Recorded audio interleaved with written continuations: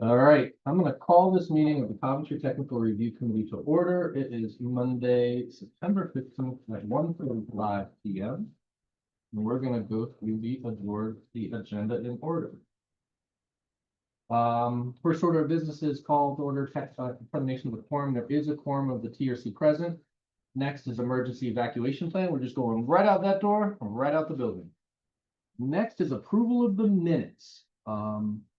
We did send around just recently an email with the August 18th minutes. Do I hear any motions to approve those minutes? Thank you, Mr. Levesque. Seconded by Mr. McGee. Any comments or changes to the minutes as they stood? Hearing none, I'll take a vote on the motion to approve the minutes. All in favor, say aye. Aye. Any opposed? All right, the minutes are approved.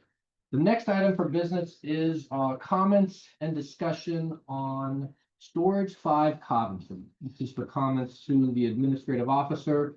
This is a preliminary plan, minor land development. It does not go to the planning commission. It is ultimately decided by the administrative officer at a staff level. Applicant proposes to convert portions of the Arkwright Mill building at 538 Main Street into a self-storage facility. The proposed work in Coventry includes the demolition of the southwestern loading dock area and repaving, to accommodate the construction of a new addition to the main building. The proposed work also includes widening the emergency access path and associated improvements along the north and east side of the existing building. This proposal is part of an overall development plan that includes additional self-storage commercial buildings and associated improvements on the same site in Cranston. This property is split between the municipal boundaries of Coventry and Cranston. The Coventry decision will be focused solely on the improvements happening in Coventry, with Cranston conducting their own review and decision. Although TRC is allowed to consider how the Cranston portion of the project may impact the Coventry portion. All right, that's enough from me. I'm going to go around the table with comments. Director McGee, do you mind kicking us off? I will. No comment. Great. Chief Witt? No comment. All right. My principal planner designee, Josh Chase, on this one. Do you have comments? I do. Great. Planning staff notes that part of the project is located in Cranston. The Cranston Development Plan Review Committee met and approved the preliminary plan application on September 2nd, 2025. Planning staff comments are focused only on the section of the project that is located in Coventry. Seeking more information on proposed number and species of street trees from line 53 of the checklist, and seeking additional street trees where there are gaps in the current vegetative screen. Is that a requirement of the redevelopment control? Because we're not disturbing anything along our right of way. So we haven't included it as part of additional screening, but if that's an improvement that you're looking to make while we're serving things on site, I can pass that along to Yes. LA. Yeah, it is code that we can ask you. We can have a discussion about like what's reasonable, how much of a gap there is. Let's go through all the comments and then pretty much take a note of what you want to kind of get into the details on, and then we'll get into those issues after everyone goes through. Perfect. Thank you. Request the applicant investigate the feasibility of trees being planted on the northeastern and west parking lot islands.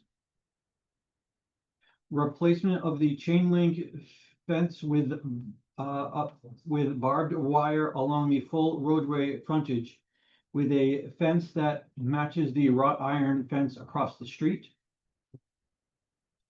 Note that as measured on the architectural drawings, a variance would likely be required for the number of wall signs as per section 255 1530A. Seeking clarification on the customer access to the main building. Is the new loading area being developed in the front of the building intended to be the primary loading area for the entire building? What is the intent for the other locations shown on the site plan in which there appears to be loading access to the building? What will the policy for the gates that allow cars around the sides and back of the building? Will all customers be given full access? Are there areas in which fire access lanes will be impeded due to parked cars, vans, or trucks at loading areas around the sides and back of the building? Provide a request for a reduction in the required parking amount for this project with an associated analysis showing why the number of spaces shown in the preliminary parking lot is sufficient for the entire self-storage use. Excuse me. Note that the zoning requirement requires 1 space for every 300 square feet of other types of businesses and of commercial uses permitted. Your request will require review and approval by the town engineer if deemed appropriate. The color of the main loading doors as wasabi green appears to be in conflict with the historic nature of the primary structure. Adjust to a color that better reflects the primary main structure. Very much. Katie, do you have comments for us on this one? I did not, although it was brought up to my attention, because I didn't review the plan exactly perfect, I'll zoom in on it, as far as the other possible loading docks that you might have for customers to load and, unload their stuff. Right. As far as access around those, that was a concern that did be brought up. Yep. So that would only my own comment on Fair it. enough. Yeah, and then Yeah. we'll let them get into that. Yeah. After we get through, but I have a feeling that there's a solution there. We Yep. just want to pin it down. Yep. That's it. Mr. Levesque. No comment. Great. So that's all the comments from the tier C. Megan, the floor is yours. Feel free to ask questions. Let us know if you have sort of the answers to the questions we've already asked. I can go chronologically. I think some of them are just noted, we'll address them. Sure. But starting with the vegetation, we can definitely include landscape design to improve the existing screening. Right now, we're showing no disturbance, but as a way to screen the project, it's definitely something that we can do. Okay. The same with exploring the feasibility of the trees being planted in the northeast and northwest parking lots. Yep. In the northeast and northwest, we are, especially in the northeast, because there's a residential abutter to the west. We are looking to maintain the existing vegetation that's there. There are some established mature trees, and those buildings that are proposed along that western perimeter are to be proposed in existing impervious area, so that we're not taking away from the existing screening. So we're trying to limit the amount of disturbance because it would require the removal of mature trees. Yeah. But we can definitely look into any grassed areas that might be good candidates to improve their vegetation. Yeah, the two areas I was thinking of is in the main parking lot. There are 2 grassed areas on the corners, and I was thinking that that might be a good spot for a tree or 2. In the perimeters, or I know. Yeah, can I- On the frontage. Okay, On the front, yeah. I think the area you just described where you're nearest to the abutter, that's the Cranston side of the project. Yes. I think the areas we were looking at were in the frontage. Yeah, Main they're Street. right here and right here. Oh, and then the gaps in the screening, there was one around there. There's, it's in places along here. gotcha. So mostly screening from the public right of way. It's Yeah, the thrust of our Gotcha. comment. yeah, there is some screening along here, but that's kind of an good architectural facade, so we aren't concerned about screening there. Gotcha. It's just along here. So our only principal concern there would be not proposing vegetation that would be too tall because it could impact the field of vision for cars ingressing and egressing. And with the curvature of that, the vegetation could further limit that. So we can look at smaller bushes. But that's definitely something we want to be cognizant of their safety, because the client had mentioned when he'd been on site a couple of times, that people have to be very careful when coming out of that central egress, just because of the curvature and the rate of speed. I mean, it's only a 25-mile-per-hour zone, but I think he viewed perhaps faster than that. Oh, yeah. Yeah. 15 around. Yeah, Yeah. see, if Yeah. voice concern about maybe, putting a light there, and I know there's an existing pedestrian light for safety, but it didn't meet any of the thresholds, especially since the DOT roads actually signaled It us doesn't that. warrant for any vehicles. Okay. No, we reviewed it because the client was open to it, Okay. but it doesn't meet any thresholds for the design. Okay. But all that being said, that's our primary concern, is not proposing too much vegetation near those driveways. It's just not for safety.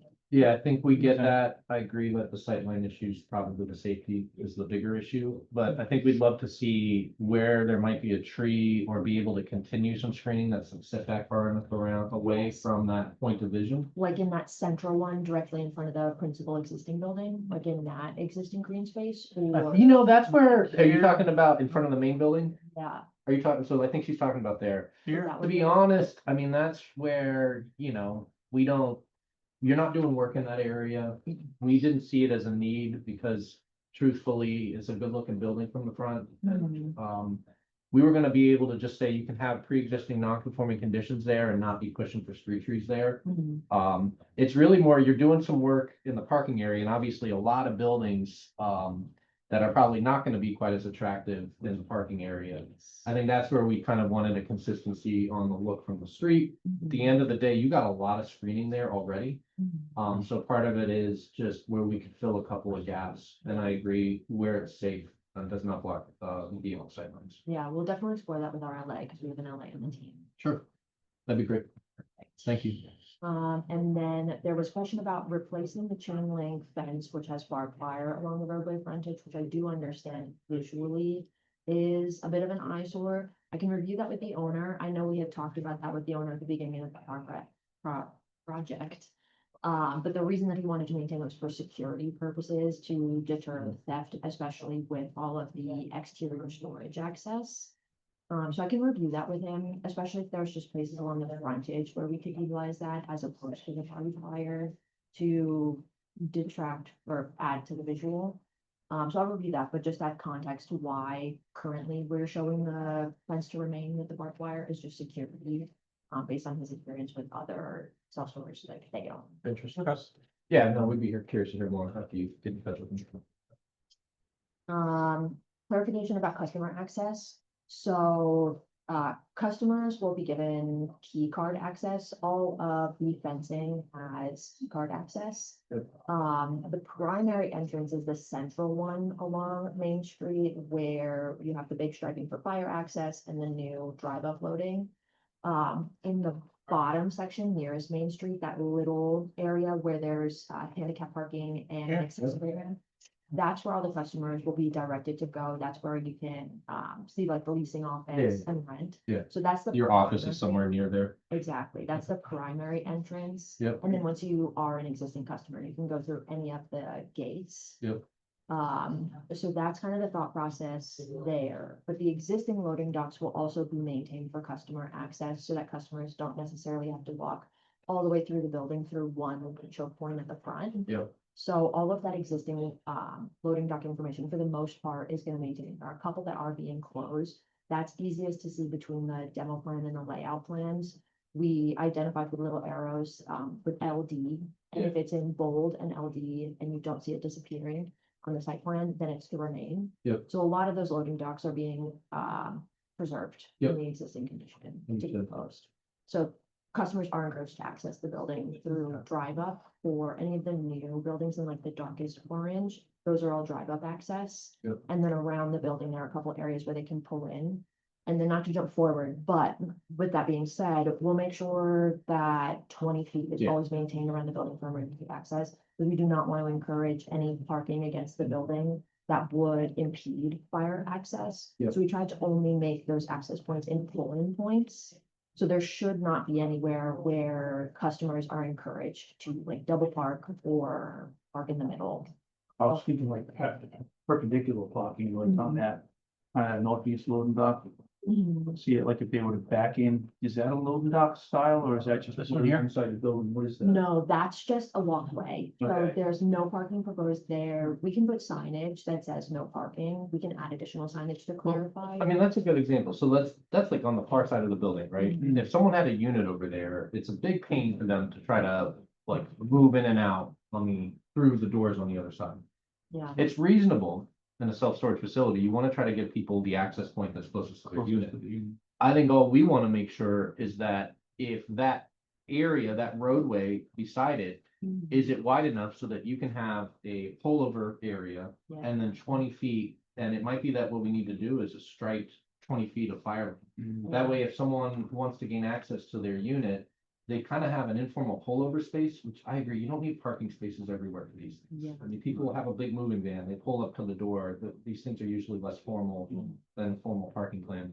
But we'd want to know if a fire truck needs to come in that event, they can get around. But I think where we might be headed is just looking for a delineation of where the fire lane exists, with, paint on the road. So that, it's more clear for the vehicles. If there are a few choke points in there where the fire lane can't exist next to parking, then it'll be obvious to someone, oh, I can't be parking my truck with the half the truck in the fire lane. So would you want us to stripe it 20 foot wide all the way around? Either that all the way around, or at least in those areas those where we access know that points you're are, kind of yeah. encouraging Yeah. folks to pull over and gain access to a I don't loaded. think you need to do the whole circumference of it, I don't think so. It's like those, Because like, realistically, you're probably looking at 30 feet, because you're gonna need the 20 feet and another 10 feet for even a pickup truck. Yeah. The doors, you know, close to the building, so. yeah.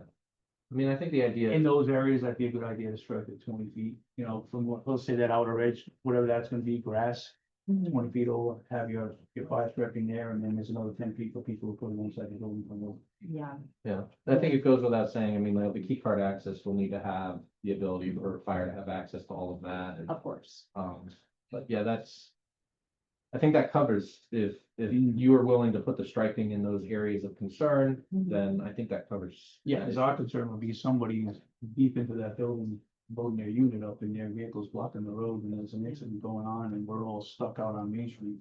Yep. We can't get all the way around the building. Yeah, we can definitely provide that so that it's super clear to users. And then next there was a note about the parking requirement.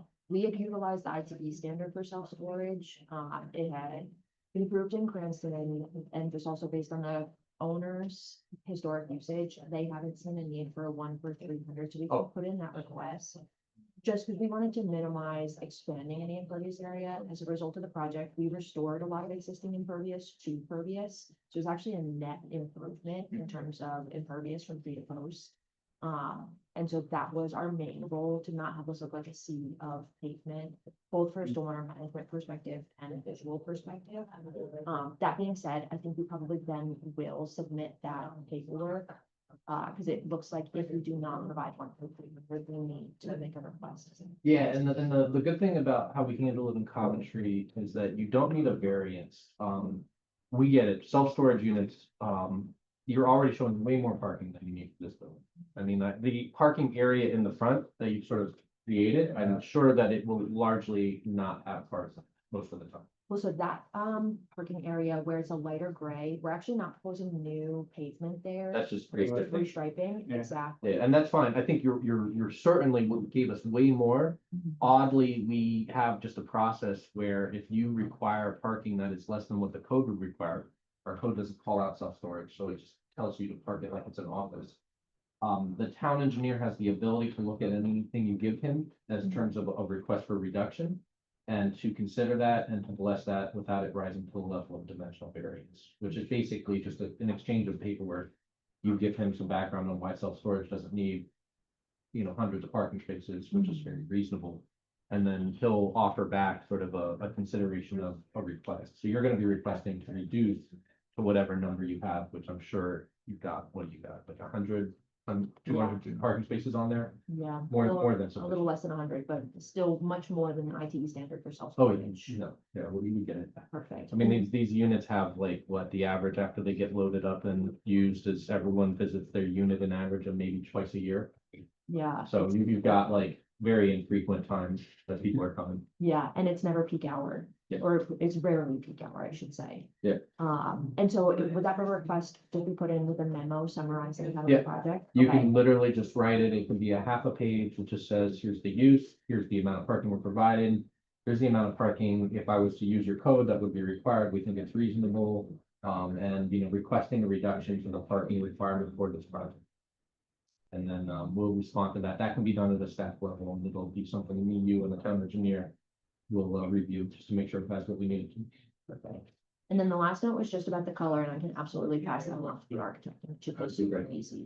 to Yeah, provide. yeah, that's a minor one, but when we looked at the site plans, it just jumped out to us. Fair. Yeah, I mean, we know that's their brand color, but Yeah, It was a bit loud. fair, it was a bit wasabi. Yeah. fair. No, I mean, the building itself is gorgeous, and Yeah. there's nothing you're doing that I think is detracting from the look of the building. But the area where you're adding your doors is an area that's already very much just, added doors. So we're not that concerned, but you can make that change, that would be great. Perfect. Yeah, I will definitely, I don't see an issue with it. And then we'll formalize all of these as a response to comments letter, just to make sure that everything is assessed and we can revise the plan. Sure, yeah, absolutely. And you have two stages of review, prelim, which is where we're at right now, and we can render a decision as final. So even if there's a need to render some of these to a final stage, we can. At the end of the day, they're both staff level reviews. So it's if you have two steps left, then they're both with staff. So you can try to arrange it so prelim is pretty much done, and then final is up to the application, or you can arrange it of things you need to do at time. So does that make sense? Yes. Okay. Oh, and then just as an update, for DPRC with Cranston. Yeah. I don't know if you have talked to their planning department, but they We did. basically, okay, perfect. They said that they made a condition that their approval is conditional upon ours because they think we have the bigger part of the project. We actually think they have the bigger part because they've got more new construction, and we joke that if we made our conditional approval on theirs, that it's stuck in an infinite. True. So we're not gonna do that. We don't have a desire to condition our approval onto them. We've talked to them. They're fine with the project on their end. We're fine with it in general terms on ours, and we're not gonna create a condition that sends you infinitely back to each other. Okay, because I think that's all my questions on the system for reasonable, so we can get this addressed. Thank you, Megan. Appreciate it. Any other comments from TRC on this one? All right, let's move to the next item. Thanks. Thank you. All right, the next item on the formal agenda is called out as, the new office space. This is for Howard Avenue. I'll note, this application, did not have materials prepared, so we're not going to take comments on this application today, and it will be heard at a future TRC meeting. Hey, Joe Brennan! All right, the next application is New London Preserve. This is an application going in front of the Planning Commission. It is a preliminary plan, major land development. The applicant proposes to develop 75 detached single-family condominium units, each of which would be roughly 2,500 square feet in size and include a combination of one-car, two-car, and basement garages. The project will also include pedestrian walkways, lighting, landscaping, visitor parking areas, and other site amenities. The applicant was previously granted zoning variances for proposing multiple single-family dwelling units on the same lot and dwelling unit density allowances. So we are gonna go around the table. Hey, John, you guys are up. You can take the seats at the table as you see fit. I know you like to sit in the back though. Yeah. And then let's stand here for that. Yeah, That's all. yeah. Sit there, I can sit up there. You say yes, man. Yeah, Tim, everyone wants to hear. We did not see anybody leave, but I'm not gonna finish. No, we like to keep it real quiet and low key. Yell at you when it's time. So, as you guys know, we're gonna go around the table. You've been made aware of the comments in advance, but we'll read them for the sake of the meeting and transparency, and then you'll have a chance to react and respond. Sure. Why don't we go, Mr. Levesque, do you want to start with this one? No, so I will reiterate a previous comment I had on a prior submission. Upon project completion, a certificate of conformance from the engineer of record shall be required. The COC shall certify that the constructed project meets all required standards, regulations, and specifications in the permitting and construction documents. COC shall be focused on site, civil related work. Work includes, but is not limited to, all drainage system components, drainage related to retaining wall placement, earth raising, roadway subbase, pavement, concrete flat work, underground utilities, survey markers and monuments, and fire cisterns. Engineer of record shall partner with a qualified sub-consultant to perform necessary inspection, related duties at EOR does not perform these duties in-house. All coordination between engineer of record and inspection subconsultant shall be finalized before construction commences. Separate COCs shall be required from the structural engineer of record and the geotechnical engineer of record if applicable. Certificate of occupancy will not be issued until COCs are received and accepted by the town. The question on the project narrative, section 4.2, granted land development regulation waivers. My comment is engineering does not support the use of bituminous concrete sidewalks in lieu of concrete sidewalks. And Joe, that was a comment that you had at master plan as well, correct? Thank you. Stormwater management report. Proposed watershed P-N is shown on sheet PWS, but there is no mention of it. In 3.3 proposed conditions on page 8 of the report. Would be beneficial to have an additional discussion of the proposed site's effect or lack thereof on proposed watershed P-N due to its proximity to existing homes on Longfellow Drive. Comments on the plans, submission of a town of Coventry soil erosion sediment control application will be required for the project. A town of Coventry commercial sewer connection application will be required for the proposed sewer connections. Findings of the capacity analysis of the existing sewer infrastructure and the London Turnpike will need to be addressed and finalized before a will serve letter or permit is issued. Please show the seasonal high water table elevations to ensure separation into residential building slabs. Sheet C 3.0, engineering supports a sidewalk width of 4 feet and lower 5 feet. Reduce the site's impervious area. Sheet C 4.1, provide additional detail of proposed sidewalk wheelchair ramps and their locations. Sheet C 4.3 is the standard bituminous concrete pavement detail being used for the 12-foot wide bituminous emergency access drive. And also, how is the drainage for this proposed drive being addressed? Sheet C 5.1, engineering recommends the installation. Have the second part is I'll have to get back to you on this comment. It's not one of this. Sheet C 9.0, bituminous concrete detail. Engineering does not support the use of bituminous concrete sidewalks. There are notes and details that contradict each other on the type of material to be utilized for the proposed sidewalks. I note on sheet 4.3. Any comments? Thank you, Joe. And then, Chief, was this one in your area as well? Yes. And I think you had some comments on this one, sirs. Yeah, the first thing I noticed was the entrance, showing as an 8-foot wide island in the center of the entrance coming in. The roadway inside the development is all 24 feet, meets the minimum of 20.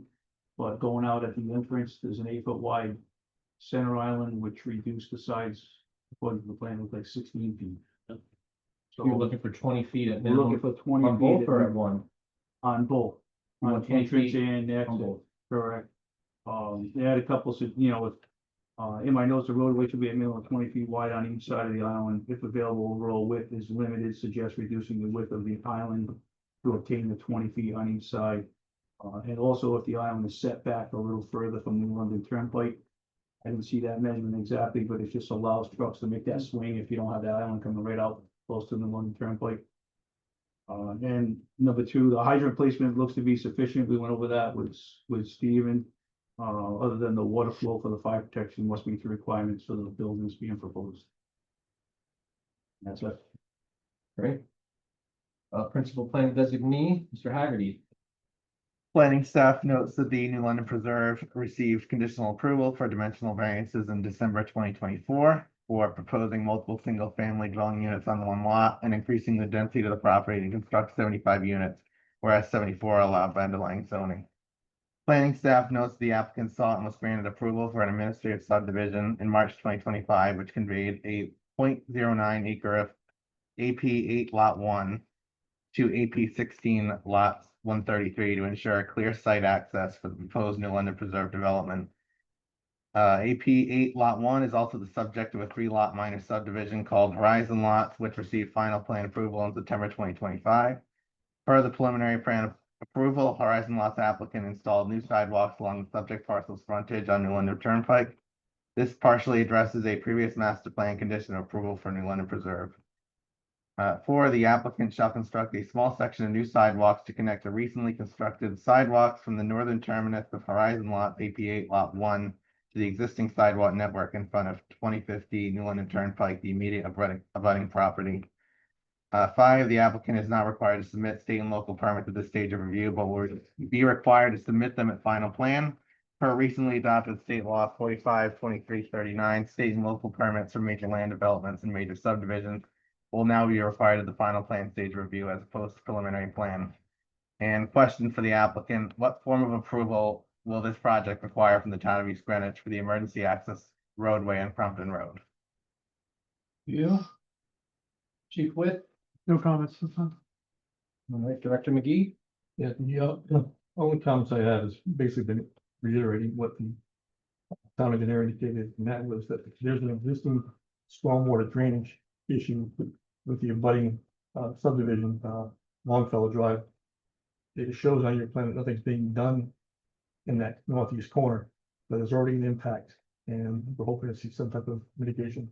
It will not increase the runoff of the high water table in that area. And there's a access in that north portion of the property. And I was wondering if we could get more clarification on how that's being utilized. Is it strictly just a emergency access or the access for an additional subdivision? You're talking about the access from their subject property to the, I think that's actually part of their subject property, and I don't know if they're proposing any work. I think you're just showing it as the boundaries of the property itself. Okay. That's all I have. I mean, it is paved now, but we expect that to be impacted pretty severely by the new sewer. No need to replace it from the project standpoint. Okay, thank you. All right, any other comments from the TRC at this time? The floor is yours, Joe, Sam, if you have questions, reactions, good chance. Well, make sure you're sure about the sidewalk. You want something? Yeah, no, we didn't, we made the switch based on the last comment, Okay. but didn't do it thoroughly. Gotcha. So I recognize, still don't agree, but I'm certainly happy to appreciate it. Anything else was East Greenwich. When it comes to the certificate of conformances, if they build it, this is upon project completion. I know sometimes with these large, they might do it in phases. That would be the phases. Yeah, Okay. absolutely. And then, another items, the effect on the proximity of homes, the drainage. So we don't plan to impact that at all. I think it shows that the water's not even coming from our site to begin with. And we won't be adding to it. We'll make sure that through anything that we are doing, that there won't be any impact additional. Yeah, I think that was actually to reiterate that point. So the part of the discussion on the drainage was initially, we were doing some work up there when we established the watershed. When that portion of the project dropped, it isn't just basically there's no change. So that watershed shows up under the existing and it shows up under the proposed, and there's no intended change in either case. So we recognize they potentially have an issue up there. We did look at maybe if there were options available and did not find anything that made logical sense to the scope. As to say, if there was drain in the road nearby, we might have worked with an abutter because there's no drainage anywhere near that portion of the property. It would take a significant effort, town effort, public roads. Yep. To install an infrastructure solution. Understood. Yeah, that's what I thought. This was looking for confirmation, but that's all. And then there was a question on, East Greenwich overlap. yeah, so East Greenwich, we've already, They called this. I don't have a decision letter with me, but we've already have master plan and preliminary approval through them. with a final to be done administratively, which we'll do kind of in concert with as we're going through final here probably, but I don't have the decision, but I do have the agenda that's in my No, file. Just so you guys know, we were there in June. I know you were in front of them, and so just so clarity, East Greenwich is permitting it as a major land development on their end. They but are. largely for the sake of understanding and controlling the access point that comes through East Greenwich. Yeah, Andy Tights and I had numerous discussions, and originally he had said that we could do it administratively with them, but Yep. then I think they have another project that ironically has the same issues that we have, but that actually has a much more significant impact on the town. So out of an abundance of caution from a town side, they asked us to go for a full approval as if it was a full permanent project, like we're basically doing here, Yep. with the scope just being limited to review to mainly just traffic. So they really just cared that no cars would be accessing there except for emergencies, and that you have the typical systems in place. That way a car can't drive through if it wanted to, the feature. Yeah, and then, so from a practical perspective, they offered a decision that allowed the use of that stretch for emergency access only. Only. They have a decision that memorializes that. We do. And then I assume for, it's a road opening permit, but you will have decisions to back up that you've achieved the plan commission's approval to move forward with just a road opening permit. And is it gonna be a gravel roadway or paved? Paved, that little driveway access up for emergency gated, and then the gate will be somewhere, I guess I would. Do you guys know if you're putting the gate in Coventry or PG? I thought we would put one both in that footprint, but. 2 gates? Yeah, only because I had to get to. Go in and find out if the data was the other thing. Wait, help me understand. If you drove in and then you got the gate again, you have back. Oh, and you're putting a gate at the cul-de-sac. Yeah. So an average resident or someone that's lost doesn't drive up Yeah. the emergency access gate. Yeah. And then you're putting a gate at the roadway, so the same thing doesn't happen. Now I Yeah. understand, because you can't, it's so long, you can't see what's going on at the other. Yeah, you probably would be able to see that. Okay, I understand. All right, Yeah, and I think another thing East Greenwich wanted was, because obviously someone could pull over, they wanted no parking signs, I think, or something along those lines in the front, that way no one's parking in that area too, like a guest from, because there's houses on each side, so they don't want people's guests using that as like a driveway. yeah, understood. Yeah, I think that you guys probably have a lot more process in EG that was needed to secure Was. the concept of emergency access, but it's just good for us to know what you went Mhm. through. Our decisions will rely upon and make reference to those, and so when you can, Joe, just share with me the latest, the preliminary plan, I can review it, make sure the condition of approval is there, then our decision eventually will reference that. I will. Thank you. Yeah, thank you. Any other, sorry, go ahead. Well, maybe just in terms of process, is it necessary to make these changes and get them back before the board, or can we just, I mean, I didn't see anything of substance, we're I happy. mean, mostly, I think we just want to make sure we're on the same page with where we're headed. This is preliminary plan. It's good for us to know you're seeking the concrete sidewalks. I don't feel like I need to see you change the notes, but just know that, there'll be a condition of approval seeking that, and that those notes will get cleaned up in. It's final public hearing. No, well, it's at the discretion of the planning commission. Okay. But, no, typically it can be done administratively. So, Staff supporting that. yeah, I don't have any concerns Alright. with that going to administrative final. Okay. And I don't believe you guys have any bonding here, so there's no discussions about setting or establishing bond. I guess to some degree, Joe, there's that, you guys know what we're talking about with that little, like you got like 10 or 20 feet of broken up sidewalk.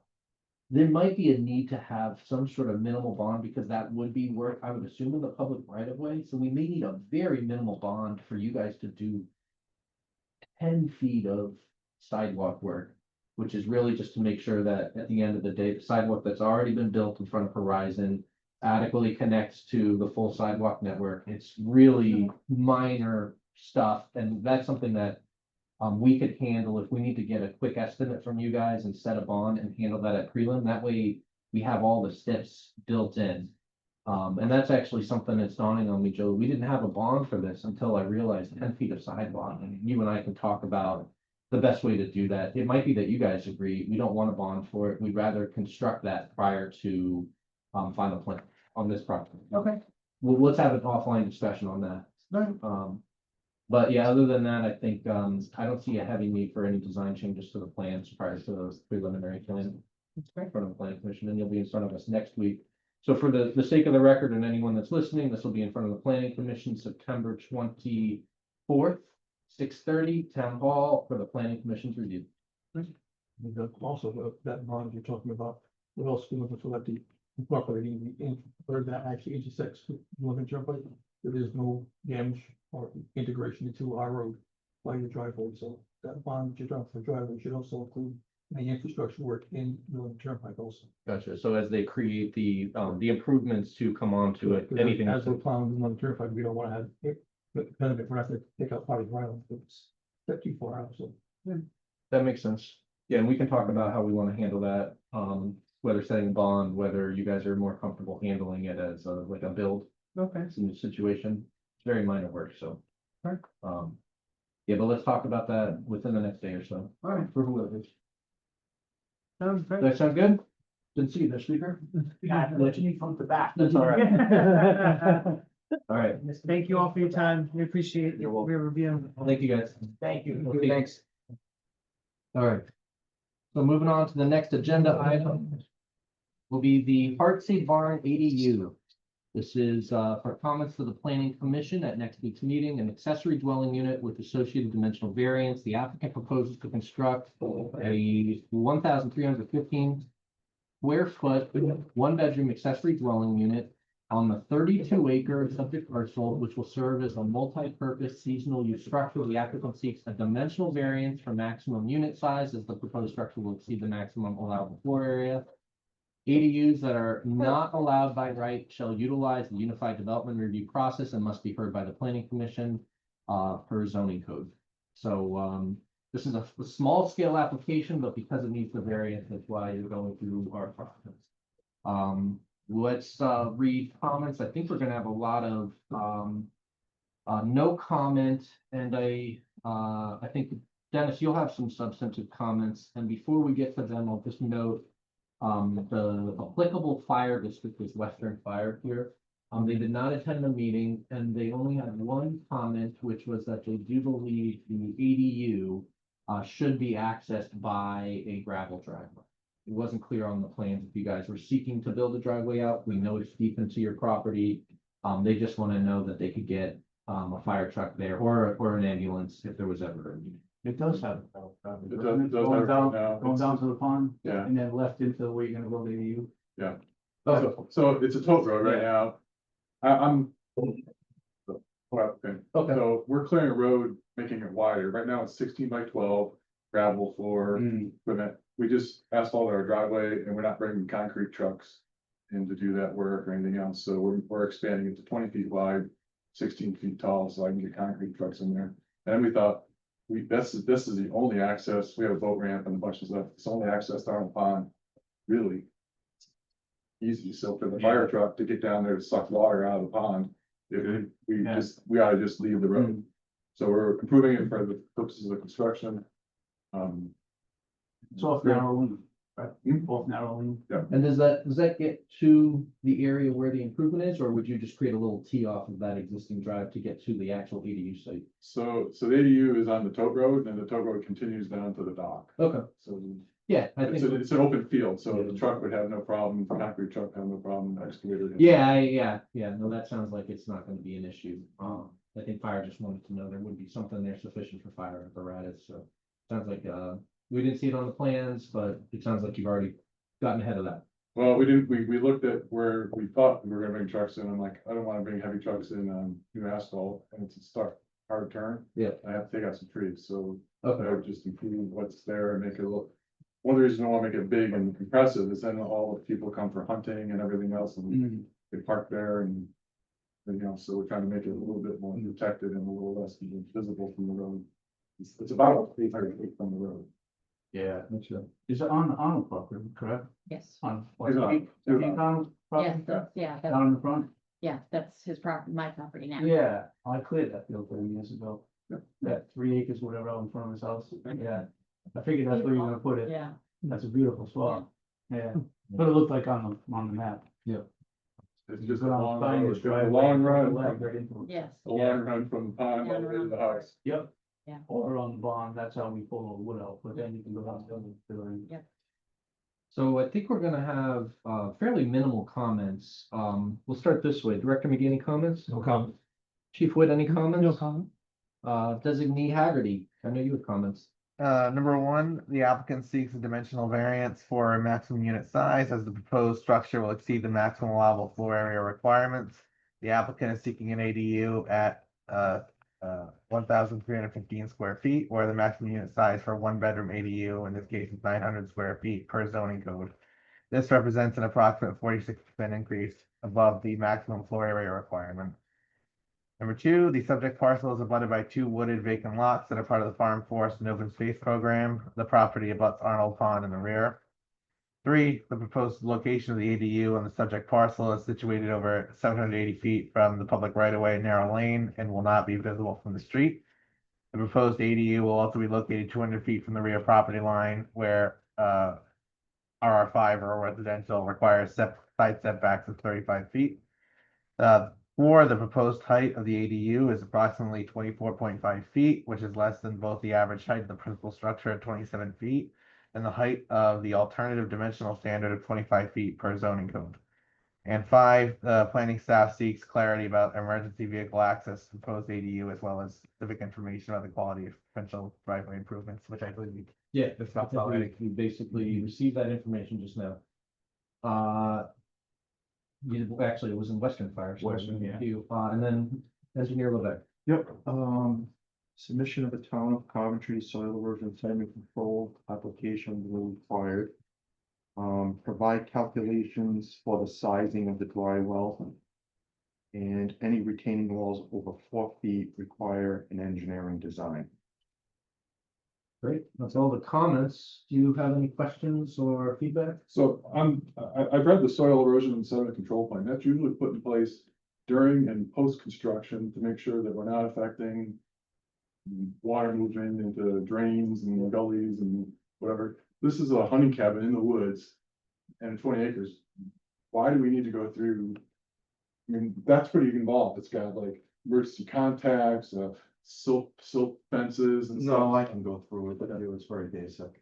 Okay. Yeah, it's basically, you're just gonna show where your soil erosion and sediment control, silt fence, hay bale, silt sock.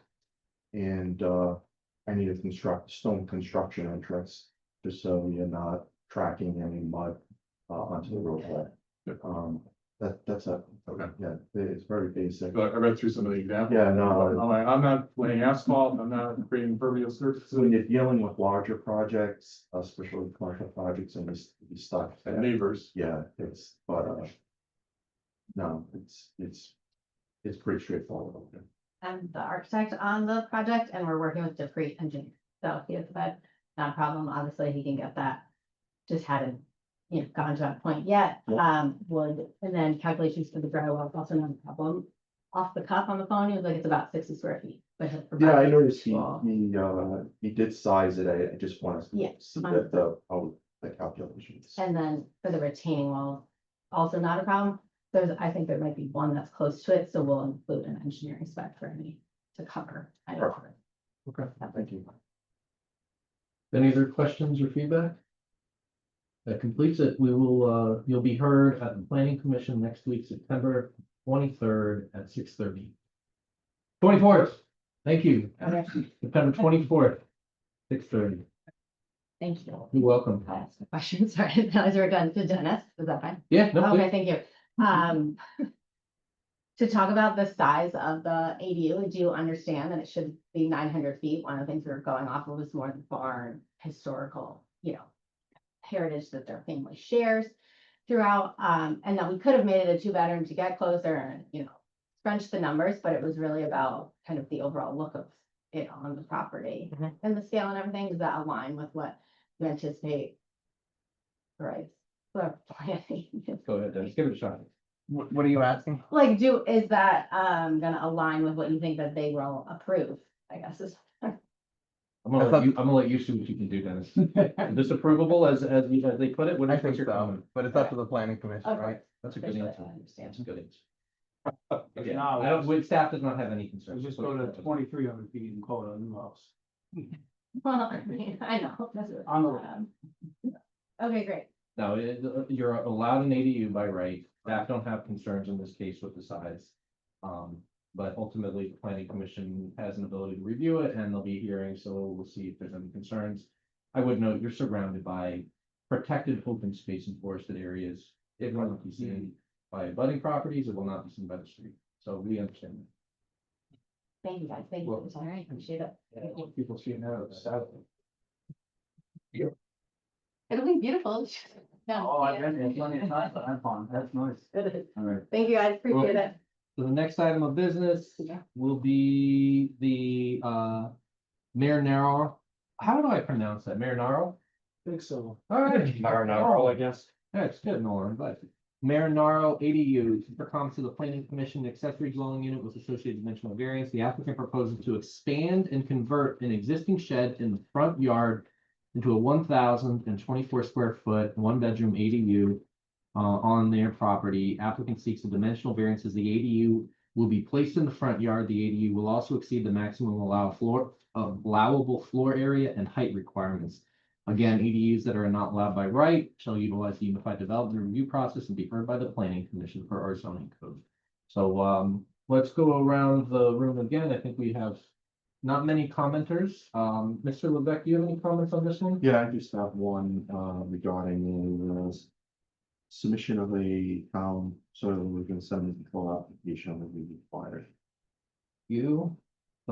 This one was also in Western Fire, and I would note for the record that the representative had no comments on this application. Mr. Haggerty. The applicant seeks three-dimensional variances for the proposed ADU. Dimensional variance number one, the ADU will be placed in the front yard where zoning code dictates the detached accessory structures must be placed in the rear yard or in the side yard or side setbacks can be maintained. Planning staff notes the subject parcel has a unique situation in which it has two fronts, as both the front and rear have frontage along Richardson Road, which loops around the neighboring lots. The proposed ADU will be visible from the street, but the subject parcel has a landscape buffer along its abutting properties. Planning staff knows that the R20 residential side setback requirement for the principal single-family dwelling applies to the proposed structure. The ADU will be placed 25.9 feet from the property line where 20 feet is required. Planning staff also notes that the proposed structure will satisfy the R20 front setback requirements for these single-family dwellings. According to rough GIS measurements, the existing shed is situated approximately 210 feet from the front, well above the 35-foot requirement. Dimensional variance number two, the ADU exceeds the maximum allowable floor area. The applicant is seeking an ADU at 1,024 square feet with a maximum unit size for a one-bedroom ADU. In this case, it's 729.6 square feet per zoning code. This represents an approximate 40% increase above the maximum floor area requirement. And finally, dimensional variance number three, the ADU will also be 23 feet in height, where the maximum height in this case is 20 feet per zoning code. This represents an approximate 15% increase above the maximum height requirement. You put any comments? No comments. Director McGee, any comments? No comment. All right, so I think that completes our comments. Nolan, any questions, reactions? Based on the soil erosion, is that something that you need like right away before this? No, it can be done during building permit. Okay, Yeah. and that can be pretty standard basic stuff, you know, with granting. Okay. And do you need blueprints, Dennis, because we're seeking a height variance at all? You gave us elevations, right? Oh, actually, I'm not We sure. have architectural drawings and floor plans. I do recall seeing an elevation, because we did understand that only a portion of the building was gonna be two floors, Right. and a portion was gonna be one floor. Right, I think yeah. we have an elevation that shows that. Does that Yeah, sound familiar Yeah, to we you? do, Yeah, but I'll review when I. Yeah. Get back, you know. on this one, Nolan, the only issue that gave us any pause is just the fact that it's gonna be taller than the main structure. Right, The whole goal is that these should look incidental and subordinate to. right, We get it. The way you've designed it, the way you've aligned it, it still looks like a structure on the side. right. Um. Thanks, Josh. Uh-huh. But at the end of the day, being taller than the main structure sort of starts to call into question. I don't think you're in dangerous territory here, but that could be an issue that comes up in front of the board, especially if you've got neighbors that come to the hearing. I'd be prepared for potential discussion around if you can get that to underneath the height, the same height as the principal structure. Principal structure is at 20, you want to be 23 feet. See if you have a discussion on the viability of that. Yeah, and that's something I can bring up and talk to the owner with and That'd be. say, hey, this is a potential issue. Not sure Yeah. in what we're gonna go. Yeah, this application, I mean, the idea that you're in the front, I think your lot has legitimate hardship. Your lot does not have a front yard. Correct, yeah. No matter where you put it, you're kind of somewhere in your front. I get it, the lot has some nice screening around it, but if I was in the front of the lot, you just wanna make sure you're not looking down at it and saying, I can't tell which is the big house and which one's the little house. Right. Right? And some of these comments are like, it's existing conditions, we're trying to do the best we can, Yeah, obviously. understood. That's the only area where you may wanna just have some ability to, discuss in front of the commission, why do you need the 23 feet? And have a discussion with your client as to, is there an ability to build the same essential construction at 20 feet instead of 23? And if that becomes an issue in front of them. Does Yeah, that make sense? yeah, and it's gonna be obviously 40% increase, is that? Do you foresee that? I don't know if you can kind of. 40% increase in what? For the maximum floor area. Do you also see that? You mean like the size of the structure? Yeah, If you were to ask me, I think the way the structure is oriented, the fact that it's basically narrow from the front, the idea is, what are the issues that could be a concern? If we don't hear from an abutter, my concern is, what does it look like from the street right of way? right, The fact that you're leaving it narrow, I think is the critical component. If you were to take that same building, same footprint, it's like suddenly that looks like the house now. right, You're leaving it narrow, it looks like it's on the side of the property, it looks like it's basically gonna look like a subordinate property. I'm not as worried about the size because of the way that it's laid out. right, If the immediate abutter right next door comes to the meeting and has significant concerns because they feel like it's gonna affect their enjoyment of their property because it's large and tall. yeah, Then you want to be prepared to defend what you're asking for, or to understand where there's ability to adjust if needed. right. That makes sense? Yeah. That was all I had to do much. Alright. Just one more thing, sorry. We had to make some comments for outs. Yep. Do you need a new plan set because of that? A new plan, Very very minor. minor, just of OWTS? No, I Very mean, minor no, comments, I think the big thing is we want to make sure people are at least thoughtful. They've thought about I'm gonna need an OWTS permit. Yeah. And they're in process. Yeah, To be honest, all of the OWTS permitting and the details there, I think is sufficient to handle a building permit. Yeah. As long as your design isn't changing the siting of the building, okay. Yeah. I'm not worried about that as part of this review. Okay. Does that make sense? Yep. All right. all right. Yeah, All thank you for your time. You're welcome. Appreciate it. All right, that concludes the review of that matter. I'll just note the last item on the agenda, the Simpsons Auto. I'm gonna note for the record that the applicant is not sure, at this point in time if they're gonna be able to complete the purchase and sales process on the property, although I feel like I'd like to read the comments. There aren't many. Because if they do make progress in that regard, this is a live application in front of us, and I just want to keep the application taking the next steps if they have to revisit with us and they want to move forward. So this application, which is called Simpsons Auto, it would be heard by the Planning Commission if this does move forward. This would be a preliminary plan, formal DPR change of use application with an associated use variance.